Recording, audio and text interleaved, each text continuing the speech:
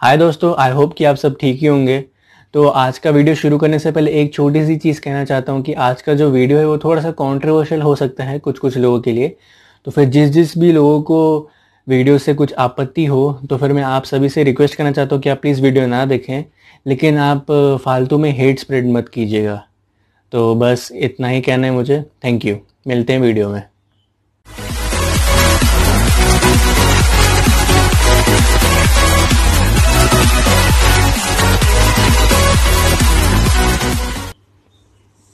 Hi guys, तो मैं उम्मीद करता हूँ कि आप लोगों ने जो पहले के 15 सेकेंड है वीडियो के वो देख लिए होंगे, क्योंकि अब जो मैं बोलने वाला हूँ कुछ लोगों को आपत्तिजनक लग सकता है। तो उनसे मैं फिर से रिक्वेस्ट करता हूँ कि अगर आप फॉरवर्ड करके आगे आए हैं वीडियो तक तो फिर प्लीज़ वो स्टार्टिंग का जो पोर्शन है वीडियो का वो ज़रूर देखें, और उसके बाद फिर अगर आपका मन करे तो फिर आप आगे वीडियो कंटिन्यू देख सकते हैं। तो आज का हमारा जो टॉपिक है वो थोड़ा सा डिफरेंट है हमारे पिछले टॉपिक से, क्योंकि इसमें मैं ऐसा पहली बार है किसी लाइव पर्सनालिटी को, किसी हिस्ट्री की पर्सनालिटी को मैं हमारे जो आज की सिचुएशन है उससे कंपेयर करने वाला हूँ, और अपनी तो पूरी कोशिश करूँगा कि वो दोनों सिचुएशंस को कंपेयर करके मैं एक मैसेज डिलीवर कर सकूँ आप सभी को। तो आप सभी लोग बहादुर शाह जफर को जानते ही होंगे। बहादुर शाह जफर जो एक मुगल एम्परर के तौर पर जाने जाते हैं लोगों के बीच में। कुछ कुछ लोग उनको एज अ पोएट जानते हैं। एक वो बहुत ही अच्छे लेखक थे, बहुत ही अच्छे कवि थे इनफैक्ट, आई मीन। एंड जो आजकल के बच्चे हैं वो उनको as the last Mughal emperor जानते हैं। एंड अगर आप माने तो फिर ऐसे बहुत सारे आर्टिकल्स मैंने पढ़े उनके बारे में। चाहे तो मैं एक आर्टिकल की जो लिंक है वो डिस्क्रिप्शन में दे भी दूंगा, आप वो आर्टिकल पढ़िए, आपको पता चलेगा कि ऐसे बहुत सारे जो हिस्टोरियंस है वो ये मानते हैं कि अगर बहादुर शाह जफर किसी और लाइफ टाइम में पैदा हुए होते, मतलब ये जब ब्रिटिशर्स का जो रूल था जब वो पैदा हुए थे तब मुगल एम्पायर जो था वो अपने डिक्लाइन पर था, और ब्रिटिशर्स ने अपना जो साम्राज्य है वो इंडिया के चारों तरफ फैलाना चालू कर दिया था, वो स्ट्रांग होने लगे थे। तो फिर ऐसा बहुत सारे लोगों का मानना है कि अगर वो बहादुर शाह जफर किसी और लाइफ टाइम में पैदा होते तो हो सकता है कि एज अ पोएट उनकी जो है उनकी पहचान होती, वो एज अ पोएट जो है फेमस होते। लेकिन अनफॉर्चुनेटली जब वो मुगल बादशाह बने 1857 में, 1857 से 1858 तक उन्होंने 21 साल राज किया। एंड राज भी क्या किया, मतलब आप ये कह लो कि वो एक एज अ पपेट, एक होता है ना कि सिर्फ नाम के लिए बादशाह रह गए थे। वो उनकी जो कहते हैं उनका जो राज करने का जो एरिया था, सराउंडिंग था, वो सिर्फ लाल किला जहाँ पर वो रहते थे वहाँ तक ही सीमित रह गया था। सिर्फ नाम के लिए वो अब बादशाह थे। तो जो उनका जो जितना भी कार्यकाल रहा सिंहासन पे, उन्होंने आई मीन वो कुछ कर ही नहीं पाए, बिकॉज वो एक पहली बात तो ये है कि जब वो बादशाह बने तब वो ऑलरेडी 60+ थे। एंड उसके बाद फिर जैसा कि मैंने बोला कि ब्रिटिशर्स ने ऑलरेडी तब तक अपना साम्राज्य फैला दिया था इंडिया में, मराठास को हराने के बाद और फिर बाकी जो प्रिंसली स्टेट्स हैं उनको हराने के बाद। तो ऐसे टाइम में वो एक बहादुर शाह जफर जो थे वो सिर्फ नाम के लिए बादशाह रह गए थे। वो चाह कर भी अनफॉर्चुनेटली कुछ कर नहीं पाए। हालांकि वो 1857 के रिवोल्ट में एज आप कह सकते हैं इंडिया जो था, एक यूनाइटेड इंडिया का जो कॉन्सेप्ट बना था उस टाइम, उसके वो कह सकते हैं संचालक थे, वो हेड थे उसके। लेकिन वो भी मतलब उसमें खुद फिजिकली जाके पार्टिसिपेट नहीं कर पाए वो रिवोल्ट में, बिकॉज वो जैसा कि मैंने बोला ऑलरेडी 70 साल के ऊपर हो चुके थे। वो जब 70-80 साल के ऊपर हो चुके थे इनफैक्ट 1857 में। तो फिर उनकी जो लाइफ थी वो काफ़ी कह सकते हैं कि एक मिसफॉर्चून ही था। मतलब कि एक इतने अच्छे कवि थे वो, इतने अच्छी कविताएं वो लिखते थे।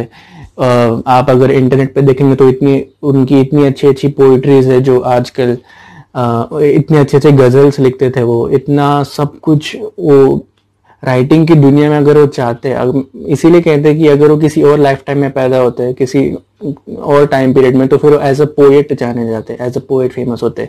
लेकिन आज हम उनको सिर्फ as a last Mughal emperor जानते हैं, और ऐसा मुगल एम्परर जिसका एंड भी मतलब बहुत ही दुखद था।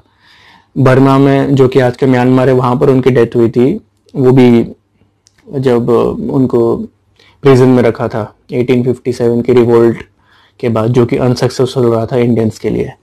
तो फिर ये एग्जाम्पल मैं बहादुर शाह जफर का क्यों दे रहा हूँ, जो लोग शायद ऑफेंड हो सकते हैं, जिनको थोड़ा सा क्वेश्चन हो, तो वो इसके लिए दे रहा हूँ क्योंकि वो उनकी जो रुचि थी, उनकी जो कला थी, वो लिखने में थी। वो बहुत अच्छा लिखते थे, बहुत अच्छे पोएट थे, लेकिन अनफॉर्चुनेटली सर्कमस्टेंसेस कुछ ऐसे बने, उन्होंने अपने बेटे को दिए वो 1857 की रिवोल्ट में, कुछ ऐसे सर्कमस्टेंसेस बने कि वो मुगल बादशाह बने वो। तो उनके लिए उनका जो एंड था वो काफ़ी अनफॉर्चुनेट रहा उसकी वजह से। जो चीज़ वो करते थे वो कभी उसको उसके बारे में वो खुल के कभी उसका इजहार नहीं कर पाए, क्योंकि उनका जो मेन रिस्पॉन्सिबिलिटी जो उनकी थी वो एज अ मुगल बादशाह थी। उनको उनके ऊपर अलग टाइप की रिस्पॉन्सिबिलिटीज थी, लेकिन वो उन रिस्पॉन्सिबिलिटीज पे भी खड़े नहीं उतर पाए, क्योंकि जैसा कि मैंने पहले ही बोला, सर्कमस्टेंसेस उससे थे ही नहीं उनके पास उस टाइम, ना कि वो फिजिकली केपेबल थे वो चीज़ को हैंडल करने के, ना ही अगर आप देखें पॉलिटिकली। तो ये एग्जांपल मैं इसीलिए दे रहा हूँ क्योंकि मेरे दिमाग में कुछ दिन पहले आर्टिकल्स पढ़े थे मैंने उनके ऊपर, तो मेरे दिमाग में अभी वही चीज़ बैठ रही थी कि अभी इंडिया में 10th और 12th के जो है बोर्ड के एग्जाम्स के रिजल्ट्स ये होने वाले हैं, डिक्लेयर होने वाले हैं। और ऐसे अभी बहुत सारे यंग स्टूडेंट्स होंगे जो कि अपने फ्यूचर को लेके काफ़ी कंफ्यूज, काफ़ी स्ट्रेस्ड होंगे कि यार कौन सा स्ट्रीम चूज करें, साइंस स्ट्रीम चूज करें, कॉमर्स, आर्ट्स, या फिर कुछ और किसी और फील्ड में एडमिशन लें। तो फिर ऐसे बहुत सारे कन्फ्यूजन्स रहेंगे उन बच्चों के मन में। तो फिर ये वीडियो बेसिकली मैंने उनके लिए बनाया क्योंकि मुझे ऐसा लगता है कि ये जो भी सिचुएशन है काफ़ी, एक तो लॉकडाउन का ही सिचुएशन है, घर बैठे बैठे सब परेशान हो रहे हैं, ऊपर से बोर्ड के रिजल्ट्स आने वाले हैं, चाहे वो 10th के हो 12th के हो, स्ट्रेस तो दोनों को ही मिलता है। एंड दोनों टाइम ही मतलब ये प्रॉब्लम रहती है कि आप कौन सा स्ट्रीम चूज करोगे। 12th वालों के लिए कौन सा कॉलेज में आपको, आपके मनपसंदीदा कॉलेज में आपको वो आपके मनपसंदीदा सब्जेक्ट्स मिलेंगे कि नहीं, उस चीज़ का टेंशन रहता है। तो फिर 10th के बाद ये टेंशन रहता है कि यार कौन सा स्ट्रीम चूज करें, साइंस, कॉमर्स या आर्ट्स।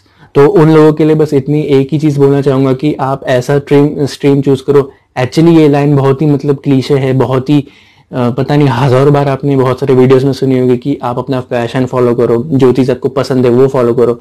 लेकिन यार बात वही है कि ये सच्चाई है, क्योंकि अल्टीमेटली अगर आप जो चीज़ पढ़ रहे हो, आपको अगर वही चीज़ में इंटरेस्ट नहीं है, आप बस मार्क्स पाने के लिए वो चीज़ पढ़ रहे हो, तो फिर आप हो सकता है कि मार्क्स पाकर, वो जो कहते हैं कि रट्टा मारकर आप एग्जाम में तो पास हो जाएंगे, आपको मार्क्स तो मिल जाएंगे, लेकिन जब आपको प्लेसमेंट का समय आएगा, वो प्लेसमेंट के टाइम पे अगर आपको वो चीज़ जो आपने पढ़ी है 3 साल 4 साल, अगर आपको उस चीज़ का कोई नॉलेज ही नहीं है, तो फिर उस टाइम पे आपको बहुत बुरा लगेगा कि आप काश ऐसा स्ट्रीम चूज करते हैं कि जहाँ पर आप जेन्युइनली पैशनेट होते हो वो चीज़ पढ़ने के लिए। आप जेन्युइनली अगर वो चीज़ पढ़ते तो फिर हो सकता है कि आपके दिमाग में वो चीज़ अच्छे से बैठ जाती, आप अच्छे से वो सब्जेक्ट, आपका जो स्ट्रीम है उसमें अच्छे से आप स्कोर कर पाते, अच्छे से आपको सारी चीज़ें समझ में आती, और आगे करियर भी आपका आप उसी में बना सकते थे। लेकिन अगर आप सिर्फ और सिर्फ, हो सकता है किसी भी कंडीशन की वजह से, किसी भी, चाहे आप दोस्तों को देख के उनकी देखा देखी में आप कोई स्ट्रीम चूज कर रहे हो, या फिर किसी के कहने पर फोर्सफुली कोई स्ट्रीम चूज कर रहे हो, तो फिर आपको एक चीज़ बताना चाहता हूँ कि जब प्लेसमेंट का टाइम आएगा 3-4 साल बाद, उस टाइम आप फिर वो चीज़ को रिग्रेट करोगे, काश मैंने उस टाइम अपनी सुन ली होती, काश एटलीस्ट बोल तो दिए होते कि यार मुझे ये स्ट्रीम नहीं चूज करनी है, मुझे ये नहीं पसंद है ये सब्जेक्ट, मैं चाहता हूँ कि मैं दूसरा सब्जेक्ट चूज करूँ। तो फिर यार अभी जो स्टूडेंट्स जो अभी पास आउट होने वाले हैं, उनसे सिर्फ एक ही चीज़ कहनी है मुझे कि आप चाहे कोई भी फील्ड में आपका इंटरेस्ट हो, आप वही चीज़ में, आप वही फील्ड में एडमिशन लेना, आप वही फील्ड में अपना करियर परस्यू करने की कोशिश करना। देखो ये टाइम पे होता ऐसा है कि आपके पास अभी आज के डेट में सिर्फ 2 ऑप्शन है। या तो पहला ऑप्शन ये है कि आप क्या बोलते हैं, जिंदगी पर रिग्रेट करो कि यार काश अगर उस टाइम मैंने अगर घर वालों को बोल दिया होता, तो फिर आज हो सकता है कि आज मैं अपने मन पसंदीदा स्ट्रीम में पढ़ रहा होता या पढ़ रही होती, और इतना मुझे स्ट्रेस नहीं झेलना पड़ता ये कुछ अलग चीज़ पढ़ने के लिए। तो या तो आप पूरी ज़िंदगी भर उस चीज़ को रिग्रेट करो कि आपने क्यों नहीं वो फर्स्ट स्टेप लिया, एक कदम तो आगे बढ़ा के देखते। अगर वो बाद में सक्सेसफुल होता कि नहीं होता अलग बात थी, लेकिन आप एटलीस्ट ट्राई तो करते।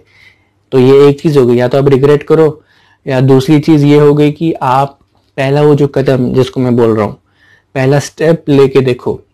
आप एटलीस्ट बात तो करो, अपने पेरेंट्स से बात तो करो अपने फ्यूचर के बारे में। आप अगर वो फर्स्ट स्टेप लोगे नहीं तो फिर उनको भी नहीं पता चलेगा, और अगर फर्स्ट स्टेप लेते हो तो फिर बाद में उसके बाद जिसको कहते हैं कि वो तो बाद में आपकी किस्मत है। अगर आपकी किस्मत रही, अगर आपने उतनी मेहनत की है तो फिर आपको वो फील्ड में सक्सेसफुल बन जाओगे फील्ड में। और अगर नहीं तो फिर वो तो आपका नसीब हो गया, वो तो जिसको बोलते हैं डेस्टिनी हो गई। तो फिर यार बस इतना ही बोलना है कि आपका रिजल्ट आने वाला है, अभी टेंशन मत लो, जो आपने लिख दिया है वो तो लिख दिया है। और पेरेंट्स से भी यही कहना है कि आपके बच्चे ने जितनी भी मेहनत की है, आपको तो पता ही पूरे साल उसने कितनी मेहनत की है, कितनी नहीं की है। और अगर अच्छे मार्क्स आते हैं तो फिर उसको अपने हिसाब से, या फिर जो कोई किसी आस पड़ोस का जो लड़का है या लड़की है वो जो स्ट्रीम चूज कर रहा है वो स्ट्रीम चूज करने में मजबूर मत कीजिए। अगर अच्छे मार्क्स आते तो उसको बैठ के पूछो कि अब आपको क्या करना है। अगर उसके जो कहते हैं सोसाइटी के हिसाब से कम मार्क्स आते हैं, सोसाइटी के हिसाब से बोल रहा हूँ, जो नॉर्मल एक्सपेक्टेशन होती है बच्चों से कि इतने मार्क्स लाएंगे वो, अगर वो एक्सपेक्टेशंस के हिसाब से मार्क्स नहीं आते तो भी कोई चिंता नहीं, क्योंकि हो सकता है वो आपको जो बच्चा है वो किसी और फील्ड में रुचि रखता हो, उसको किसी और फील्ड में इंटरेस्ट हो। तो फिर अगर अच्छे मार्क्स नहीं भी आते तो भी ऐसी कोई बात, पहली बात तो अच्छा बुरा कुछ होता नहीं, ये तो बस हमारे दिमाग का वो एक वहम है कि 90% अच्छा है 70% बुरा है। ऐसी कोई बात नहीं होती। किसी किसी को पढ़ाई पसंद होती है, किसी किसी को पढ़ाई नहीं पसंद होती है। जिसको पढ़ाई नहीं पसंद है तो फिर वो, मैं कहूँगा उन पेरेंट्स से भी कहूँगा कि आपके बच्चे को अगर कम मार्क्स भी थोड़े बहुत आ रहे हैं तो फिर आप उनको डांटेगा मत, उनके साथ बैठिएगा और उनके साथ डिस्कस कीजिएगा कि उनको आगे जाके क्या करना है, किस फील्ड में उनको इंटरेस्ट है। आप उनको उसी फील्ड में जो कहते हैं कि उसी फील्ड में अपना करियर परस्यू करने के लिए एनकरेज कीजिएगा, क्योंकि आपकी पेरेंट्स की एनकरेजमेंट बच्चों के लिए बहुत इंपॉर्टेंट रहती है। तो बस आज के वीडियो में बस इतना ही कहना था मुझे। आई होप कि आप मेरा एग्जाम्पल समझ गए होंगे मैं जो कहना चाहता हूँ, क्योंकि मुझे लगा कि अभी ये जो रिजल्ट का टाइम आने वाला है तो काफ़ी बच्चे स्ट्रेस्ड होंगे, तो फिर मैं थोड़ा सा अपना एक्सपीरियंस है फिर अपने थॉट्स आपके साथ शेयर करूँ। आई होप आपको ये मेरी जो बात है वो पसंद आई होगी। अगर पसंद आई तो फिर प्लीज़ एक जो है कि लाइक शेयर और सब्सक्राइब कर दीजिएगा। हालांकि ये पहली बार बोल रहा हूँ मैं ऐसा, सेकेंड टाइम बोल रहा हूँ, लेकिन वो काफ़ी ऑकवर्ड है मेरे लिए भी कहने के लिए। लेकिन प्लीज़ ये वीडियो जो है आप ये शेयर कीजिएगा।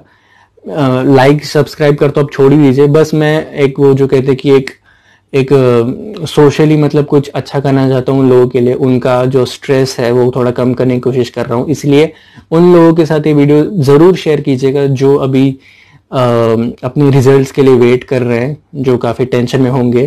तो उनके साथ ये वीडियो ज़रूर शेयर कीजिएगा। आई होप उनको ये वीडियो से कुछ अच्छा ही मैसेज लेने को मिल जाए। तो थैंक यू वेरी मच।